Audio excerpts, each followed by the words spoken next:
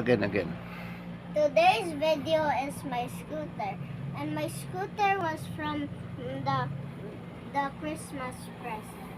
And this new scooter can stop with this button, and when you step on it, it will stop, and when it can move.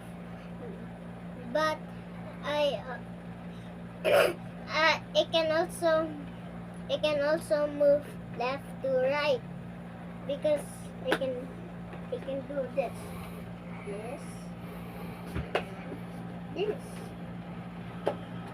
So I'll show you how to stop for this.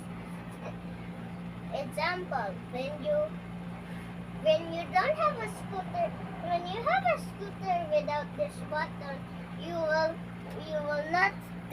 will not stop. So you just want to use your feet like this. Stop.